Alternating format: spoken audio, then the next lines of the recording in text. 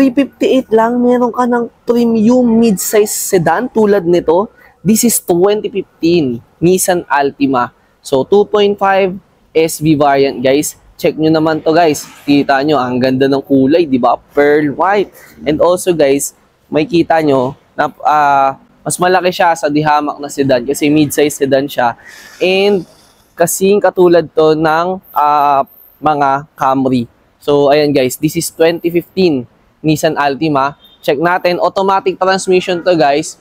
Fueled by gasoline, guys. At ang kagandahan nito, guys, ay mababa lang yung tinakbo nito, guys. For only 25,000 km mileage lang ang tinatakbo nito, guys.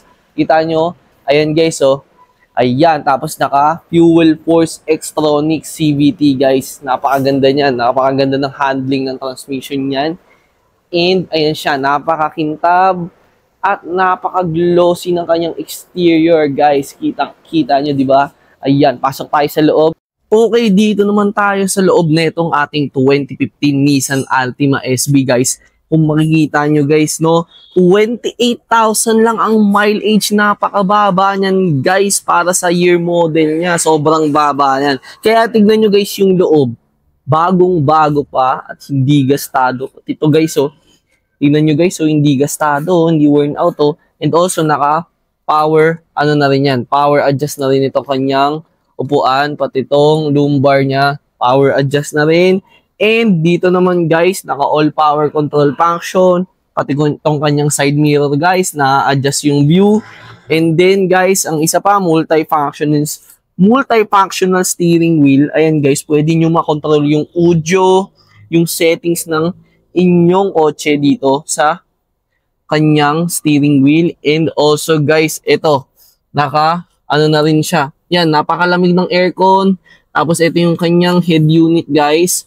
And also, meron tayong 2 bottle cup holder doon sa kanyang harapan. So, ayun, guys, napakaganda at napaka-premium nitong ating 2015 Nissan Altima. Tapos, check natin itong kanyang second row, guys. Dito sa second row, guys, 5 seating capacity nga pala itong ating Nissan Altima, guys. Meron tayong rear air ventilation dyan, guys. So, para hindi naiinitan ng ating VIP na passenger, di ba?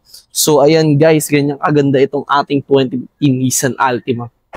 Guys, isa pa pala, check nyo tong features niya, guys. So, nai-split yung kanyang itong second row niya, guys, dito sa passenger side natin sa likod. Yan, guys, so konektado yan siya sa may trunk, guys. Mula dun sa may trunk hanggang dito, guys. For example, may mga mahabang bagay kayo na gustong ipasok.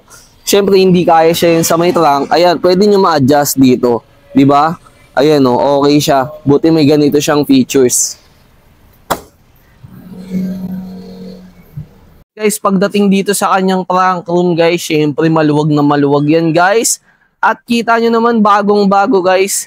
Wala man lang agas-gas-gas yan. Pati itong kanyang mga spare ay bagong-bago, hindi gamit. Pati yung spare tire, guys, hindi rin gamit yan. So, okay na okay nga itong ating 2015 Nissan Altima. Sa mga gusto nga mag-inquire dito sa aming 2015 Nissan Altima SB variant automatic transmission fueled by gasoline, huwag kayong mahihiya magtanong. Dito lang yan located sa aming showroom sa SMBF, guys.